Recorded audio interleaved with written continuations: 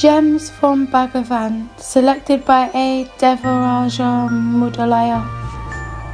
Chapter 3. Mind. Mind is a wonderful force inherent in the self. That which rises in this body as I is the mind. When the subtle mind emerges through the brain and the senses, the gross names and forms are cognized. When it remains in the heart, names and forms disappear.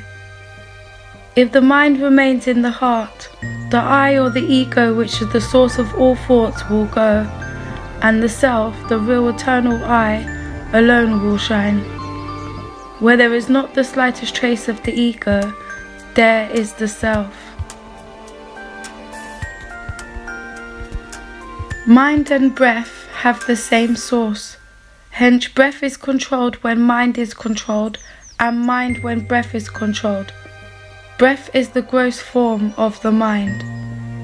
Pranayama, breath control, is only an aid to subdue the mind and will not serve to kill it. Like pranayama, worship of a deity, japa, repetition with a mantra, strict regulation of diet, are all aids for mind control. Control of breath, pranayama, may be internal or external. The internal is as follows. Naham, the idea I am not the body, is rachaka, exhalation. Koham, who am I, is puraka, inhalation. Soham, I am he, is kumbhaka, retention of breath. Doing this, the breath becomes automatically controlled. External pranayama is for one not endowed with the strength to control the mind. There is no way so sure as control of mind. Pranayama need not be exactly as prescribed in Hatha Yoga. If engaged in japa, dhyana, meditation, bhakti, etc., just a little control of breath will suffice to control the mind. The mind is the rider and breath the horse. Pranayama is a check on the horse. By that check, the rider is checked. Pranayama may be done just a little. To watch the breath is one way of doing it. The mind is drawn away from other activities by being engaged in watching the breath. That controls the breath, and the mind in its turn is also controlled. If rachaka and puraka are found difficult to practice, retention of breath alone for a short while may be practiced while in japa, dhyana, etc. That too will yield good results. There is no other way of controlling the mind except as prescribed in the books like the Gita. Drawing in the mind as often as it strays or goes outward and fixing it in the self. Of course it will not be easy to do it. It will come only with practice or sadhana. God illumines the mind and shines within it.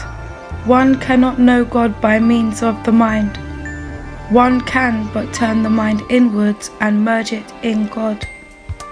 The body composed of insentient matter cannot say I, i.e. cannot be the cause of the I thought.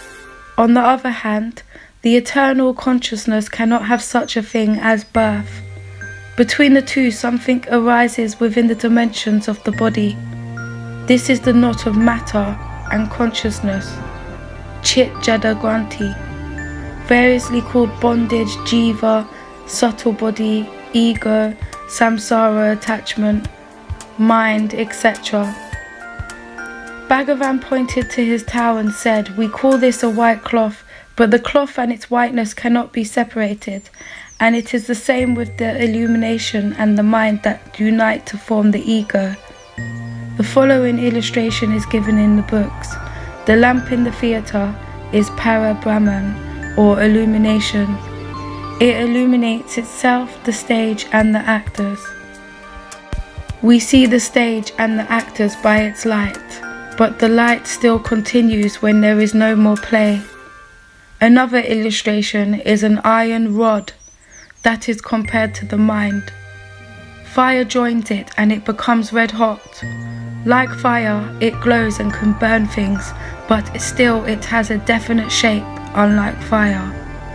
If we hammer it, it is the rod that receives the blow, not the fire.